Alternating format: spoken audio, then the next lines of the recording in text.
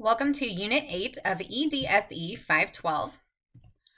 In this unit, we will be doing another critique assignment. You'll notice when you check the course schedule that this is a 2-week-long unit. So by the end of the 2 weeks, you'll be submitting your IEP critique number 2. You're familiar now with critique number 1, and you will be able to look through the feedback that you've received and implement any of that as you make adjustments in your approach to critique 2 if needed. If you didn't receive any corrective or suggestive feedback for any adjustments in critique 1, then you'll know that you're on the right track and you just want to keep doing the exact same depth of analysis, the same level of criticism for number 2.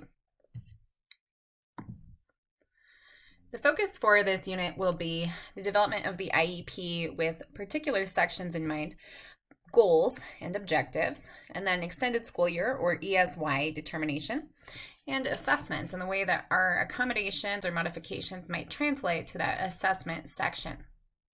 You'll see this yellow highlight. It is critical, as all of you know, that you are able to write IEP goals that are observable and measurable.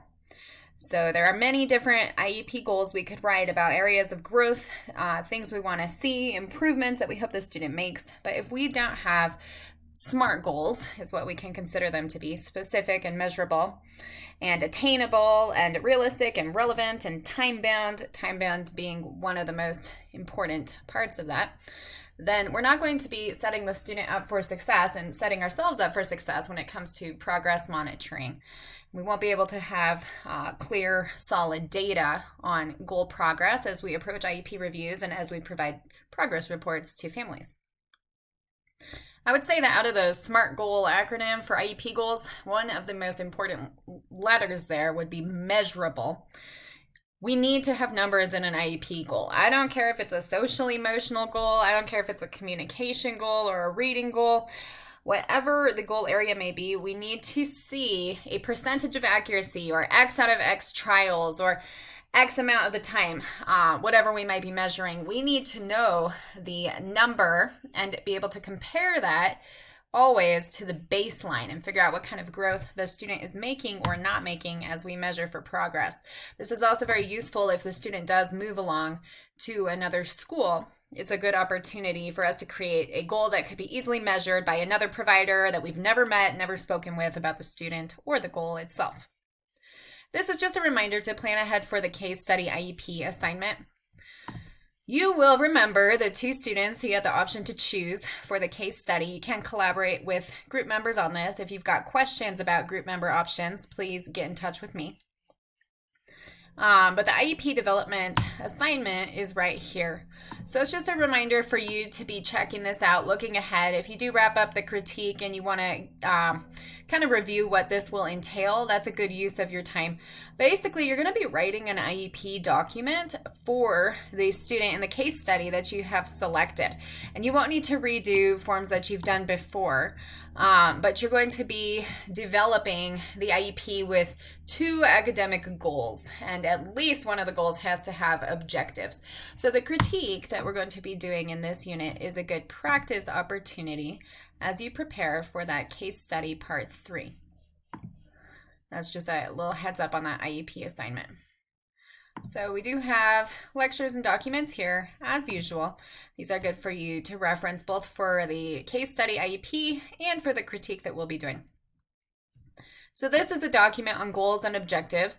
You'll always want to start with when provided with, when presented with, or in this setting, or when given.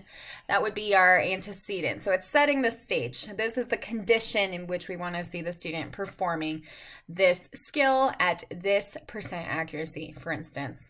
We always want the student name in there so that we're not doing any generic goals, no copying and pasting, really making these individualized.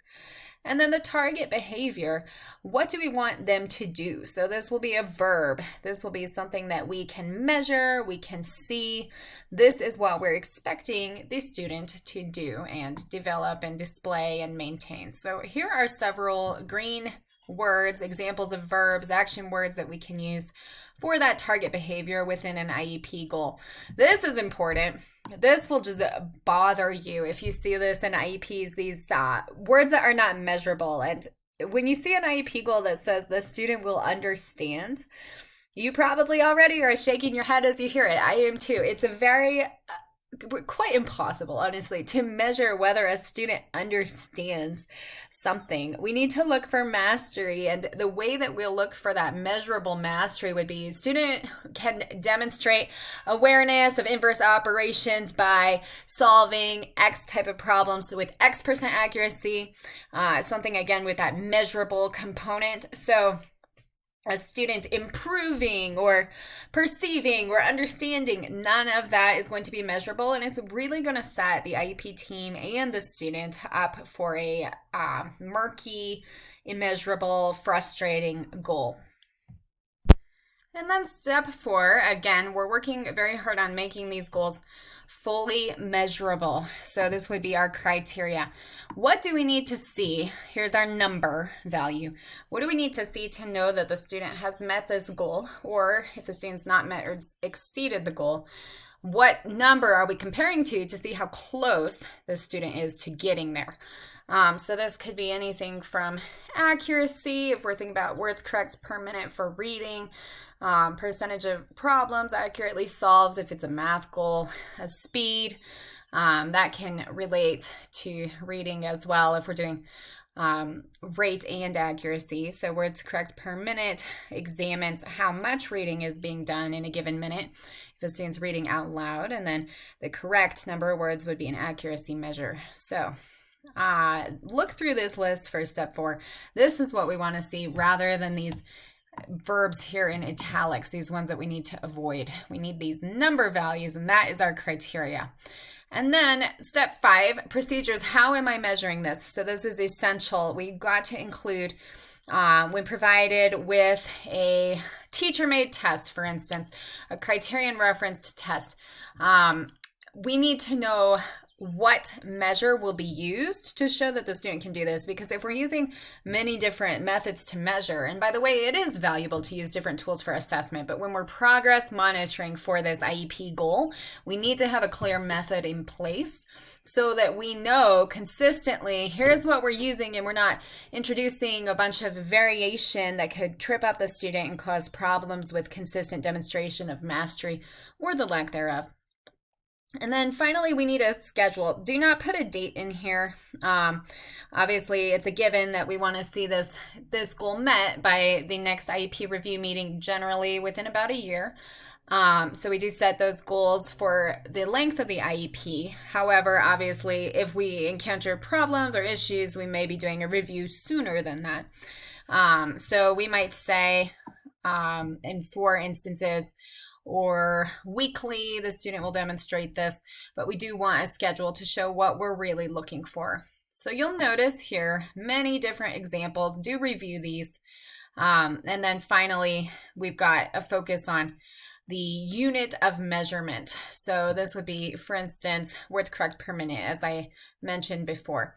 And we want to make sure that that's inserted in there so that people know what we're looking for. Again, as I mentioned throughout this course, the IEP may transfer at any time, and we're not going to be able to sit down with a provider in Vermont or Texas or California and have a chat about what we were looking for. We need to make the goals so clear that they can pick up seamlessly without a hitch, know what they're monitoring for, and be able to continue and implement this for the student so that the areas of need can be worked on in a similar manner.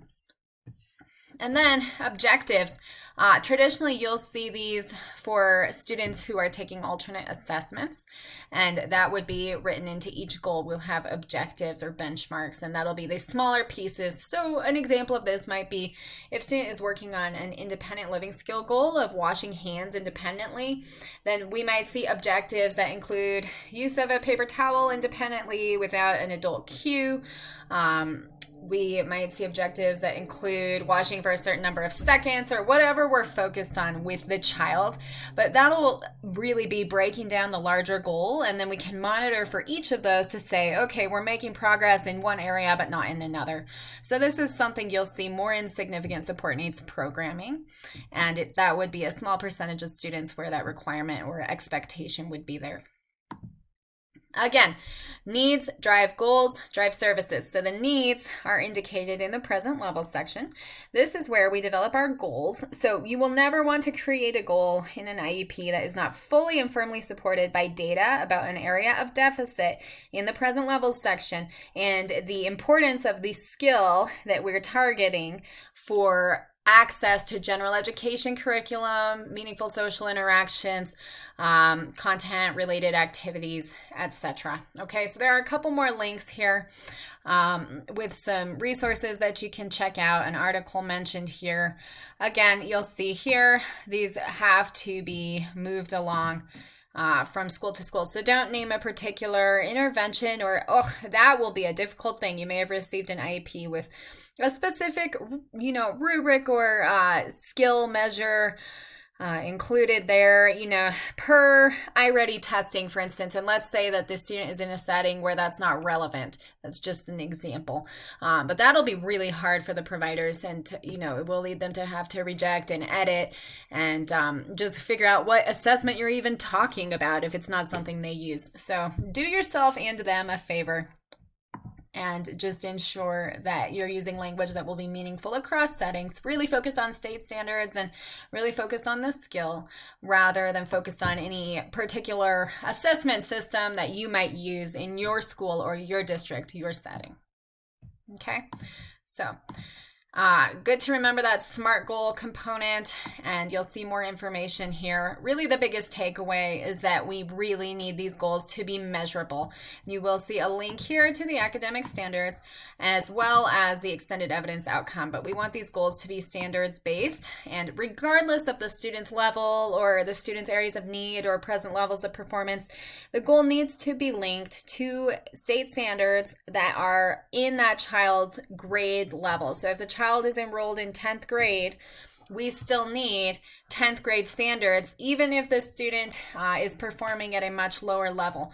So let's say that the child is struggling significantly with reading comprehension. And if we have a student who's in 10th grade, we'll select the 9th or 10th grade band, and that is with reading, writing, and communicating. And we're going to see reading for all purposes. So I'm just picking this randomly here. We need reading comprehension work. Even if the child is in a special education reading class in a more restrictive environment and is reading far below grade level, we still can select at this 9th and 10th grade band a standard that is relevant for those comprehension goals. So we might look at logical progression of ideas. And we'll see that the grade level expectation is to understand logical progression of ideas in increasingly complex text.